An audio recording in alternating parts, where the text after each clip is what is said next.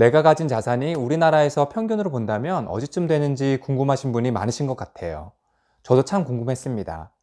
통계청에서 나온 보고서를 근거로 해서 우리나라에서 순자산이 얼마가 있으면 평균인지를 알아볼 것인데, 영상 뒷부분에는 아직 올해 통계가 나오기 전이지만 부동산이 폭락한 최근 기준까지 적용해 볼게요.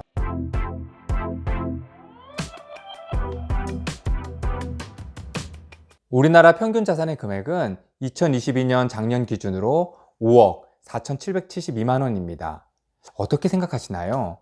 많은가요? 아니면 적은가요? 자세히 살펴보겠습니다. 이 자산은 금융자산과 실물자산의 합을 말하는데, 실물자산은 대부분 부동산이라고 보시면 되고, 금융자산은 예금과 주식으로 생각하시면 됩니다. 실물자산의 평균이 4억 2,646만 원이고, 금융자산은 1억 2,126만 원이에요. 비율이 약 4대1 정도 되는데, 평균적으로 부동산의 자산이 주식이나 예금의 4배 정도가 되니까 그만큼 우리나라 사람들은 부동산의 자산의 쏠림이 크다고 볼 수 있겠네요. 우리 채널은 부동산에 관한 채널이니까 조금 더 관심이 갑니다. 저 개인적으로는 평균의 4대1 비율보다 부동산 자산이 월등히 크다는 것을 알게 되었어요. 여러분들은 어떠신가요? 좀 더 들여다보겠습니다. 아시다시피 자산은 자본과 부채의 합인데, 부채 부분을 보자면 특히 부동산의 경우는 거의 대부분 필연적으로 부채, 그러니까 은행 레버리지를 사용합니다. 또는 자영업을 하거나 생활에 필요한 자금을 위해서 돈을 빌리는 경우도 부채에 포함이 되겠죠. 부채의 평균을 볼까요? 부채의 평균은 9,170만 원입니다. 평균 자산이 5억 4,722만 원인데 부채가 9,170만 원이라 자산에서 부채를 빼는 순자산은 4억 5,012만 원이네요. 대충 16.75% 정도가 부채인데 1억 원의 자산이 있다면 1,670만 원이 부채고 8,325만 원이 순자산이라는 정도의 비율입니다. 자산은 전년 대비해서 9%가 불어난 반면 부채는 4.2%가 늘어났어요. 저축액, 주식 등의 금융자산이 7.1%, 부동산 등의 실물자산이 9.5%가 늘어나서 부동산의 자산 가치 상승이 금융자산보다 더 상승했다고 볼 수 있고, 부동산 자산의 증가가 부채 증가보다 2배를 훨씬 상회하게 컸습니다. 부채 레버리지를 잘 이용한다면 자산을 크게 늘릴 수 있다는 사실을 읽을 수가 있어요. 이 통계만 본다면 평균적으로 부동산에 투자하는 것이 자산 증식에 가장 큰 도움이 된다고 볼 수 있는데, 최근 1년 반 동안 부동산 자산의 가치가 엄청나게 하락했기 때문에 다음 통계가 나올 때까지 한번 살펴봐야 합니다. 자산이 가장 많은 가구의 특성을 보면 50대와 자영업자 가구에서 자산이 가장 많은 것으로 나타났고, 반대로 부채가 가장 많은 가구의 특성을 보면 40대와 자영업자 가구에서 부채가 가장 많은 것으로 나타났어요. 보시면 30대, 40대, 50대, 60대로 갈수록 실물자산, 그러니까 부동산 자산의 비중이 늘어나는 것을 볼 수 있어요. 흥미로운 부분은 자영업자가 자산도 제일 많고 부채도 제일 많습니다. 자영업자 중에는 월급을 받는 직장인보다 훨씬 많은 돈을 버는 가구도 있겠고, 자신의 부동산 건물에서 사업을 하시는 분도 계실 것 같아요. 물론 일반 직장인보다 수익이 적거나 자영업을 유지하기 위해서 부채가 더 많은 경우가 훨씬 많습니다. 특히 최근 팬데믹을 지나면서 자영업자의 취약점이 많이 드러났었고, 이를 유지하기 위해서 사업 운전자금 대출이 엄청 많았습니다. 그렇지만 어쨌든 주위에 부자가 되신 분들을 보면 자기 사업을 하고 있는 작업장에 부동산 가격이 엄청 오르거나, 자영업을 하고 있는 본인이 직접 건물을 사서 쓰는데 건물을 살 때 들어갔던 부채 이자를 감당해 나가면서 시간이 지나면서 부동산의 가격이 크게 올라 부자가 되는 경우는 정말 많고 다양합니다. 부동산 자산이 우리나라에서 부자가 되기 위해 어느 정도인지 보여주는 통계가 또 있습니다. 순자산 5분위별 자산 보유액을 보면 5분위 가구의 평균 순자산은 16억 2,500만 원 정도이고, 실물 자산이 83%, 금융자산이 17%로 역시 자산이 늘어날수록 부동산 자산이 압도적이라고 볼 수 있겠네요. 5분위별이 뭐냐면 순자산을 기준으로 20%씩 균분을 한 다음에 가구 순자산의 평균을 계산한 것인데, 순자산이 가장 높은 구간이 5분위입니다. 전월세 보증금은 임차인이 임대인에게 임대인의 부동산을 쓰는 대가로 빌려주는 개념이라고 볼 수 있어서 실물자산이 아닌 금융자산으로 포함을 합니다. 다시 그래프를 보시면 순자산이 적을수록 저축액과 전월세 보증금의 비율이 커짐을 알 수 있어요. 여기까지 봐서 여러분들의 생각은 어떠신가요? 저축과 전월세로는 큰 자산을 만들 수 없는 것으로 해석하는 것도 무리가 아닙니다. 여러분들의 순자산은 평균에 비교한다면 어느 정도인지 확인이 되시나요? 여기에서 한 가지 통계 착시를 말씀드립니다. 순자산 보유액의 분포를 보시면 순자산을 10억 원 이상 가지고 있는 가구가 11.4%입니다. 그리고 1억 미만의 순자산을 보유한 가구는 29.5%예요.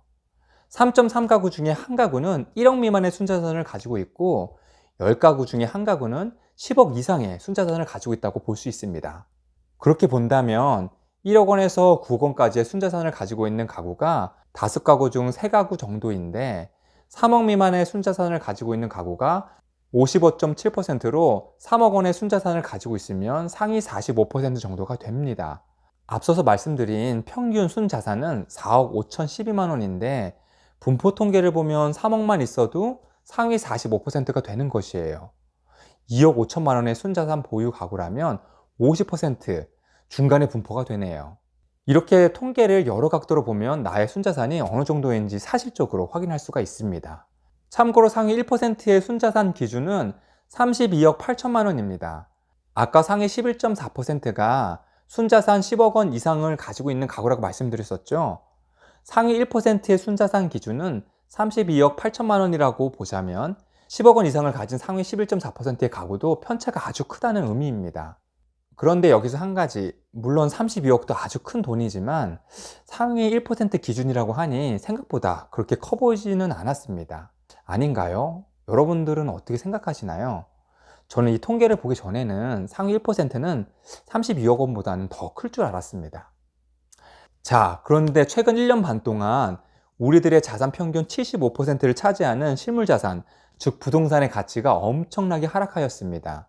평균 순자산 4억 5,012만 원의 기준은 2022년 3월의 기준이에요.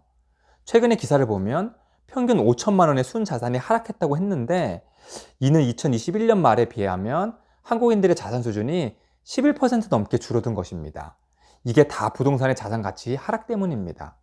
금융자산은 그때나 지금이나 거의 똑같아서 평균적으로 부동산의 자산만 5천만 원씩 증발을 하였습니다. 평균이 5천만 원이지만 아까 본 것과 같이 통계 착시를 보자면 상위 50%에서 5천만 원의 2배, 3배 그 이상의 부동산 자산이 사라진 것을 알 수 있습니다. 아마도 제 채널을 보시는 분들은 부동산을 통해서 부를 이루고 싶어 하시는 분들이 많으실 거라고 생각이 드는데 부동산의 가치의 상승과 하락이 우리나라 가구들의 순자산에 정말 큰 영향을 미치는 것을 보면서 부동산은 안전자산이라기보다는 잘 공부하고 투자를 해야 할 필수 자산이라고 생각이 듭니다. 그럼 짧게 요약해 볼까요? 가장 최근 통계 기준 우리나라 가구의 평균 순자산은 4억 5,012만 원이다.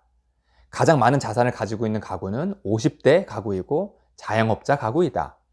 가장 큰 부채를 가지고 있는 가구는 40대 가구이고 또한 자영업자 가구이다. 20대, 30대, 40대, 50대, 60대로 갈수록 부동산 자산의 비중이 늘어난다. 순자산 상위 20%의 부자들은 부동산 자산의 비율이 83%로 압도적으로 많다. 순자산 1억 미만의 가구는 약 30%이고 사실상 2억 5천만 원의 순자산이 있으면 중간 50%에 분포된다. 10억 원 이상의 순자산을 가지고 있는 가구는 상위 11.4%이며 상위 1%는 순자산 32억 8천만 원이 기준이 된다. 최근 1년 반 동안 가구 평균 순자산이 5천만 원이 증발을 하였는데 이는 오로지 부동산 자산 가치의 하락 때문이다. 보시니까 어떠세요? 구독자님들의 순자산은 어디쯤에 위치해 있으신가요? 분명 자산가 부자들의 포트폴리오에서는 부동산 자산의 비율이 압도적으로 많은데 최근 1년 반의 하락을 보면 부동산 투자를 과거와 같이 같은 방식으로 계속해야 하는지는 물음표가 많이 붙을 것 같습니다. 분명한 사실은 모든 자산은 상승과 하락의 사이클이 있고 부동산의 경우는 정부의 정책과 금리의 영향이 아주 크고 아주 비싼 필수제이자 투자 가능한 자산이기 때문에 공부를 해가면서 투자를 해나간다면 좋은 결과가 있을 거예요. 이상 우리나라 평균 순자산에 대해서 알아봤습니다. 행복한 하루 되세요. 조금이라도 도움이 되셨나요? 구독과 좋아요는 다음 영상을 만드는 것에 큰 도움이 됩니다. 지속해서 좋은 영상 올려드리겠습니다. 감사합니다.